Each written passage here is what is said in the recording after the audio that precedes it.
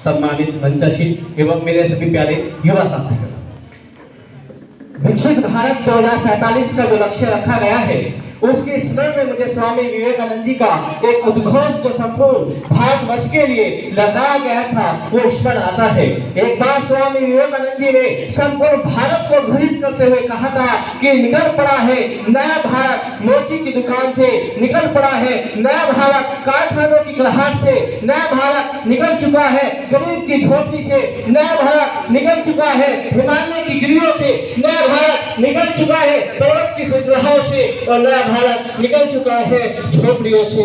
यही मूल मंत्र है वर्तमान भारत सरकार का है, सबका साथ सबका विकास। मान्यवर 2047 में जिसमें विकसिता की राष्ट्र के आभास सूर्य की किरणों को देखना चाहते हैं उसमें वास्तव जन भागीदारी के द्वारा ही सुनिश्चित हो सकता है। महोदय, भारत एक ऐसा राष्ट्र है जिसने संपूर्ण भारतवर्ष के रूप में आर्थिक विकास और भौतिक विकास को विश्व के सामने उदाहरण के रूप में प्रस्तुत किया है। महोदय, भारत एक ऐसा राष्ट्र है जिसने भौतिक विकास को कभी भी भौतिक विस्तार और शोषण का माध्यम नहीं बनने दिया है। हाँ, मैं चाहता हूँ कि 2047 तक भारत ऐसा बने जिसमें गरीबी ना हो, निरक्षरता ना हो। हाँ, मैं चाहता हूँ कि 2047 तक भारत ऐसा बने जो किसी गरीब महिला बच्चे पर कोई अत्याचार ना हो और हाशिए पे खड़ा कोई भी व्यक्ति या समुदाय अपने इस समाज से या मुख्य समाज से अलग थलग महसूस न करे। महोदय, 2047 तक जन भागीदारी को सुनिश्चित करना होगा।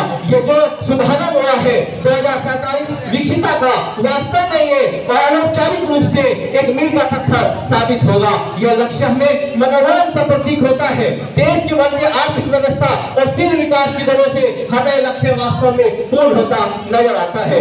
महोदय, किसी भी राष्ट्र के लिए हमें जब 2047 में जिस सूर्य अभिकिरणों को हम याद करना चाहते हैं, जिनकी हम कल्पना करना चाहते हैं, उसके लिए आवश्यक है हमें विचारों को, दायित्वों को, हमें परिकल्पनाओं को बदलना होगा और विचार करना होगा क्या दे की जगह क्या दे की पत्ती का विचार करना होगा, जिसका सजीव उदाहरण वर्तमान सरकार ने जब वक्तनामा को करता रिपोर्ट दिया तब इस उदाहरण को क्या दे की पत्ती क्या दे की पत्ती का विचार किया गया है। किसी भी राष्ट्र को समृद्ध राष्ट्र रखने के लिए उसके लिए 4 मानक होते हैं। उस देश की स्वास्थ्य सेवा, उस देश की शिक्षा और देश की साक्षरता और प्रति व्यक्ति आय। हाँ, भारत में अभी शहरी क्षेत्रों में स्वास्थ्य सेवाएं अच्छी है लेकिन ग्रामीण अंचलों में भी स्वास्थ्य सेवाएं इतनी अच्छी नहीं है। शिक्षा के क्षेत्र में हम विश्व में 11वें पायदान पर खड़े हैं। हाँ, ये प्रयास लगातार हो रहा है। IMF 2019 की रिपोर्ट के मुताबिक अभी भारत में जो प्रति व्यक्ति आए हैं 2 लाख से 2.5 लाख तक के होने का अनुमान 2023 एवं 24 के मध्य नजर आता है। महोदय,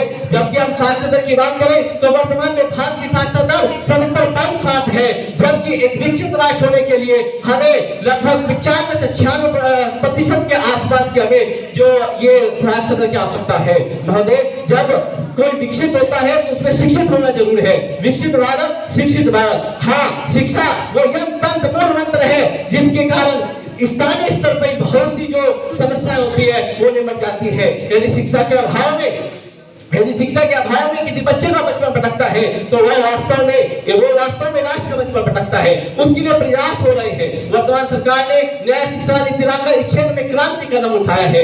जब हमें वास्तव में 2047 के भविष्य में हमें सहमत होना है उसके लिए हमें अतीत को झांकना होगा। मान्यवर, जिसने भी कला, साहित्य, खेलकूद इत्यादि खोज इत्यादि में अपना बुद्धि योगदान दिया है वास्तव में भारत के इतिहास में वो स्वर्ण अक्षरों में दर्ज हुआ। आप में से हम में से कौन नहीं जानता हरित क्रांति के जनक भारत रत्न एम.एस. स्वामीनाथन को। आप में से हम में से कौन नहीं जानता श्वेत क्रांति के जनक डॉक्टर वेद को। आप में से हम में से कौन नहीं जानता रक्षा के क्षेत्र में डी.एस. कोठारी को। आप में से हम में से कौन नहीं जानता ईश्वर के क्षेत्र में डॉक्टर विक्रम साराभाई को। हम सभी जानते हैं क्योंकि उन्होंने अकल्पनीय योगदान देकर वो अपने क्षेत्र को अद्वितीय योगदान दिया है। मान्यवर, किसी भी क्षेत्र को या किसी भी देश को समृद्ध होने के लिए वहाँ पे बहुत से ऐसे विभाग होते हैं जिनमें मूलभूत आधारभूत ढांचे परिवर्तित किए जाते हैं। वर्तमान में भी भारत में 5 क्षेत्र ऐसे हैं जिसमें सरकार को काम करना होगा, जिसमें कृषि और खाद्य प्रसारण, शिक्षा और स्वास्थ्य, संचार, तकनीकी, भरोसेमंद इलेक्ट्रॉनिक पावर, जिसके द्वारा ये 5 क्षेत्र आपस में सामंजस्य पूर्ण है और इससे संपूर्ण भारतवर्ष को एक समुच्चय लाभान्वित होगा।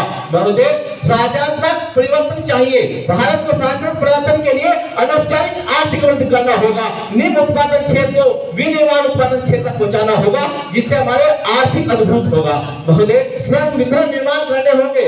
आज भारत में बहुत युवा ऐसे हैं जो बेरोजगार है, जो तकनीकी के अभाव में, योग्यता के अभाव में है, वो हमें श्रम निर्माण करने होंगे, कौशलता पूर्वक निर्माण करने होंगे, कौशलता की दीक्षा देनी होगी, जिसके कारण भारत में अनौपचारिकता समाप्त होकर बेरोजगारी समाप्त हो। हाँ, जरूरत है शासन संबंधित दायित्व की, विधि का शासन, पारदर्शिता, भ्रष्टाचार जो समस्या है उनको समाप्त करने के लिए जरूरत है विद्या सामाजिक समावेशन की। हाँ, हाशिए में खड़ा कोई व्यक्ति वहां तक जहां तक देश के प्रधानमंत्री लाल किले की प्राची से बोलते हैं और वो योजना वहां तक आवंटित नहीं होती है। आवश्यकता है कि हाशिए में जो व्यक्ति खड़ा उसे वित्त सहायता देकर और योजनाओं का लाभान्वित कर मुख्य सभा से जोड़ा जाए। हाँ, सकारात्मक पहलू अपनाने होंगे, क्योंकि हम किसी भी पक्ष में यदि गतिविधियों को आगे बढ़ाते हैं तो हमें सकारात्मक पक्ष को रखना होगा। आवश्यकता है 0 से लेकर 14 जुलाई 2023 तक के सकारात्मक पक्ष को अपनाकर हमें आगे बढ़ना होगा।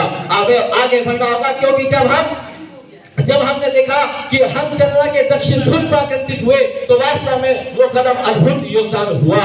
हाँ, जरूरत है युवा शक्ति की। देखिए, किसी भी देश को आगे बढ़ने के लिए युवा नहीं, वहां की प्रत्येक नागरिक का दायित्व होता है, लेकिन हाँ, युवा एक महत्वपूर्ण भूमिका के रूप में आगे बढ़ सकता है। स्वामी विवेकानंद ने संदर्भ में कहा था कि मेरा विश्वास है युवा पीढ़ी और आधुनिक पीढ़ी पर, क्योंकि युवा वो है जिसने जब प्रथम विश्व युद्ध हुआ उसकी निर्णायक हार और जीत में युवा 60% भूमिका में रहे। हाँ, जब प्रथम व्यक्ति को चंद्रमा के ग्रह तक आंकित करने के मिशन में 80% युवा आगे रहे। हाँ, जिस धरती पे खड़े होकर आज हम घोष कर रहे हैं वो धरती को भी गुलामी की दास्तान से मुक्त कराने के लिए खुदीराम बहुत जैसे युवाओं का नाम सामने आता है। तो युवा वो शक्ति है जो यदि संयोजित होती है कमल रूपी निवास बनाती है, यदि वियोजित होती है तो विध्वंसकारी कार्य बनाती है। जय हिंद, जय भारत।